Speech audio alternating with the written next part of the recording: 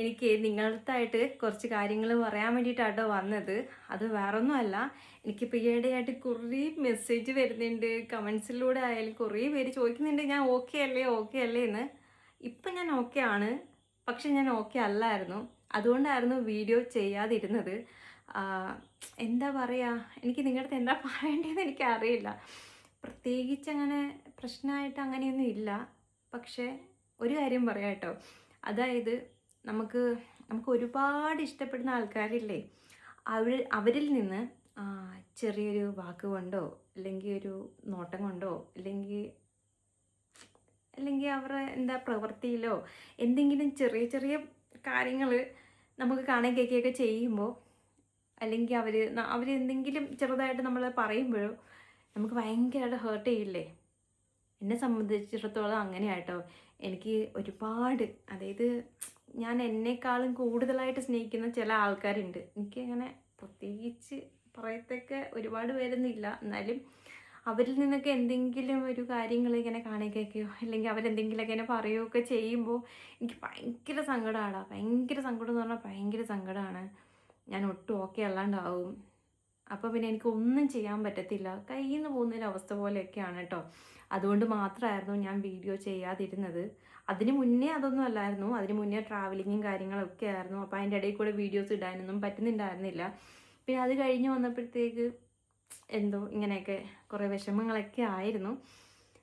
അത് ചെറിയ ചെറിയ കാര്യങ്ങളായിട്ടോ. ഇങ്ങനെ പ്രത്യേകിച്ച് നിങ്ങൾ വലിയ കാടുകയറി ചിന്തിക്കുകയൊന്നും വേണ്ട, അങ്ങനെയൊന്നും ഇല്ല. പക്ഷെ ഞാൻ പറഞ്ഞല്ലോ, എനിക്ക് മറ്റവരുടെ അടുത്ത് പറയുമ്പോൾ, അതായത് മറ്റുള്ളവരുടെ അടുത്ത് പറയുമ്പോൾ ഇങ്ങനെയുള്ള കാര്യങ്ങളെന്ന് പറയുമ്പോൾ അത് അയ്യോ ഇത്രയേ ഉള്ളോ എന്ന് ഇങ്ങനെ വിചാരിക്കും. പക്ഷേ എനിക്കതറിയില്ല. എനിക്കത് ഭയങ്കര സംഭവമായിട്ടാണ് കേട്ടോ ഞാൻ കാണുന്നത്. എനിക്കറിയില്ല, എനിക്ക് ഭയങ്കര വിഷമം വരും. ഞാൻ നേരത്തെയുള്ള വീഡിയോസിനകത്തൊക്കെ പറഞ്ഞിട്ടുണ്ട്, ഇതുകൊണ്ട് എനിക്ക് സങ്കടങ്ങളൊക്കെ വരുമ്പോൾ ഞാൻ ഒരുപാട് ജോലി ചെയ്യുമെന്ന്. ഉള്ളതാട്ടോ. ഞാൻ സങ്കടങ്ങളൊക്കെ വരുമ്പോൾ ഒരു പരിധി വരെ ഞാൻ ഇങ്ങനെ, എനിക്ക് തീരെ വയ്യാത്തൊരവസ്ഥയാണെങ്കിൽ തന്നെ ഞാൻ നന്നായിട്ട് ജോലി ചെയ്യും. അവിടെ ഇവിടെ എല്ലാം നടന്ന് ഇഷ്ടംപോലെ ഇങ്ങനെ ക്ലീനിങ് ആയാലും അങ്ങനെ ഓരോന്നും ചെയ്തുകൊണ്ട് നടക്കും. പക്ഷേ അതിൽ കൂടുതലായി കഴിയുമ്പോൾ എനിക്കറിയില്ല, എനിക്കിങ്ങനെ എവിടെയെങ്കിലും ചുരുണ്ടുകൂടി എവിടെയെങ്കിലും ഒന്ന് കിടന്നാൽ മതി. ഫുഡ് പോലും കഴിക്കാൻ എനിക്ക് തോന്നില്ല. ആ സമയത്ത് ഫുഡ് കഴിക്കാൻ എനിക്ക് കഴിച്ചാലും എൻ്റെ ശരീരം അതങ്ങോട്ട് എടുക്കില്ല എന്ന് പറയില്ലേ. എനിക്കിങ്ങനെ ഒരു വോമിറ്റിംഗ് ടെൻഡൻസി പോലെയൊക്കെ ഉണ്ടാവും ആ സമയത്ത്. എനിക്ക് ഫുഡ് കഴിക്കാൻ പറ്റില്ല. അപ്പോൾ എവിടെയെങ്കിലും ഒന്ന് കിടന്നാൽ മതി എന്നൊരവസ്ഥയായിരിക്കും. ആ ഒരു അവസ്ഥയായിരുന്നു എനിക്ക്. അതുകൊണ്ടായിരുന്നു ഞാൻ വീഡിയോ ഒന്നും ചെയ്യാഞ്ഞത്. നിങ്ങളുടെയൊക്കെ കമൻസ് മെസ്സേജൊക്കെ ഞാൻ ഇപ്പോഴാട്ടോ കാണുന്നത്. ഞാൻ നേരത്തെ അങ്ങനെ ഫോൺ പോലും എടുക്കുന്നുണ്ടായിരുന്നില്ല. അതുകൊണ്ടാട്ടോ ഞാൻ ആർക്കും മെസ്സേജിനൊന്നും റിപ്ലൈ ഒന്നും തരാഞ്ഞത്.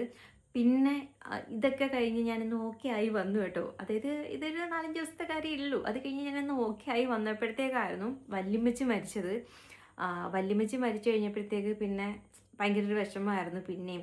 കാരണം ആ ഒരു സമയത്ത് വല്യമ്മച്ചിക്ക് തീരെ വയ്യാണ്ടൊക്കെ ഇരിക്കുകയായിരുന്നു. ആള് പോകുമെന്ന് ഞങ്ങൾക്ക് അറിയാമായിരുന്നു. പക്ഷെ എന്നാൽ കൂടി എനിക്ക് ഭയങ്കര ഇഷ്ടമുള്ള ഒരാളായിരുന്നേ. അതുകൊണ്ട് ഉള്ളിൽ ഭയങ്കര ഒരു പ്രയാസമായിരുന്നു. അതിനുശേഷം ഞാൻ വീഡിയോസ് പിന്നെ എല്ലാം കഴിഞ്ഞിട്ട് ഇടാമെന്ന് കരുതി. അതുകൊണ്ടാണ് പിന്നെ വീഡിയോസ് ഇടാഞ്ഞത്. അതിനിടയ്ക്ക് ഞാൻ പോസ്റ്റ് ഇട്ടിട്ടുണ്ടായിരുന്നു, ഇതുകൊണ്ട് വല്യമ്മച്ചി മരിച്ചു പോയെന്നും പറഞ്ഞിട്ട്. ആ പോസ്റ്റ് കണ്ട് കുറേ പേര് എൻ്റെ അടുത്ത് ചോദിച്ചായിരുന്നു, വീഡിയോയിൽ കാണുന്ന അമ്മച്ചമ്മയാണോ എന്ന്.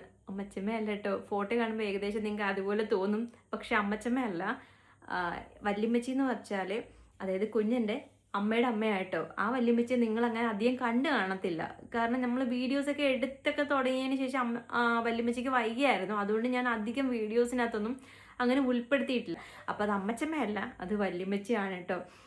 നിങ്ങൾ ഒരുപാട് പേര് ഇങ്ങനെ സംശയം കൊണ്ട് എനിക്ക് മെസ്സേജ് അയക്കുകയും കമൻറ്റ്സ് അയക്കുകയൊക്കെ ചെയ്തായിരുന്നു. മെസ്സേജ് അയച്ച് കുറച്ച് പേർക്ക് ഞാൻ തിരിച്ച് റിപ്ലൈ കൊടുത്തായിരുന്നു. വല്യമ്മച്ചി അത് അമ്മച്ചമ്മയല്ല വല്യമ്മച്ചിയാണ്, ഇന്ന ആളാണ് എന്നും പറഞ്ഞിട്ട്. അപ്പോൾ അതൊക്കെയായിരുന്നു കുറച്ച് കാര്യങ്ങൾ. ഇനി നിങ്ങൾക്ക് അടുത്ത് ഞാൻ ഇങ്ങനെ പറഞ്ഞ് കാട് കയറി പോകുന്നില്ല. പിന്നെ ഒരു കാര്യം കൂടെ കാണിച്ചു തരാം കേട്ടോ. ഇപ്പോൾ വരാവേ. ടണ്ടടൻ, ഇതാരാ? ഋതുട്ടൻ്റെ കാത് കുത്തുന്നില്ലെന്ന് ഇങ്ങനെ ചോദിച്ചിട്ടേ ഇരിക്കായിരുന്നു. ശരിക്കും പറഞ്ഞാൽ ഞങ്ങൾക്ക് നേരത്തെ കുത്തണം എന്നൊക്കെ ആഗ്രഹം ഉണ്ടായിരുന്നു. പിന്നെ വിചാരിച്ചു എന്തായാലും ഇവക്ക് പെയിൻലെസ് ആയിട്ടായിരിക്കും കുത്തുന്നത്. അപ്പോൾ പിന്നെ കുറച്ച് താമസിച്ചാലും കുഴപ്പമില്ലല്ലോ. ഇത് നമ്മൾ ഹോസ്പിറ്റലിൽ പോയി ഇന്നാട്ടോ കുത്തിയത്. അപ്പോൾ നിങ്ങളെ ഞാൻ കൈയോടെ കാണിക്കാമെന്ന് കരുതി. ഇനി ഇടുന്ന വീഡിയോസിനകത്തൊന്നും ഇവളുടെ കാത് കുത്തി കാണാൻ പറ്റത്തില്ല. കാരണം ഒരുപാട് മുന്നേ ഉള്ള വീഡിയോസ് ആയിരിക്കും നമ്മൾ ഇനി ഇടുന്നത്. അപ്പം അതിന് മുന്നേ നിങ്ങൾക്ക് കാണിക്കാമെന്ന് കരുതിയതാ.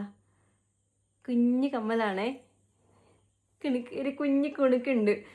ഇങ്ങനെ ഞാലൊക്കെ ഉള്ളതാണെങ്കിൽ ഇവള് വലിച്ചു പറിക്കും, കാരണം ഇപ്പം തന്നെ നല്ല വലിക്കുന്നുണ്ട്. പക്ഷെ ആൾക്ക് വേദനയൊന്നും ഇല്ല കേട്ടോ ഇപ്പോൾ. അപ്പം അയ്യോ നില്ല് ഇതാ. ഹായ് പറ കുഞ്ഞ്, ഹായ് ഒരു ഉമ്മ കൊടുത്തേ. ഉമ്മ എങ്ങനെ കൊടുക്കുന്ന? ആ പറ ഉമ്മ ഉമ്മ ഉമ്മ. അപ്പം എന്തായാലും ഇതും കൂടെ കാണിക്കാമെന്ന് കരുതി നിങ്ങളെ. അപ്പം നിങ്ങൾ ഒരുപാട് ചോദിച്ചല്ലോ. പിന്നെ അയ്യോ നിന്നേ, ഒരു വീഡിയോ ഒരിത്തിരി കൂടെ പറഞ്ഞിട്ടെ. അപ്പോൾ ഇനി ഇതൊക്കെ ആയിരുന്നു കേട്ടോ കാര്യങ്ങൾ. ഇനി നമ്മൾ എന്തായാലും വീഡിയോസ് കണ്ടിന്യൂസ് ആയിട്ട് ഇടുന്നതായിരിക്കും. വേറെ പ്രശ്നങ്ങളൊന്നും ഇതിൻ്റെ ഇടയിൽ വന്നില്ല. അപ്പോൾ ടാറ്റ ബൈ ബൈ, ഷിയു പറ ടാറ്റ. അപ്പോൾ ശരിയിടാ, ഇല്ലെങ്കിൽ ശരിയാവത്തില്ല, പിന്നെ കാണാം.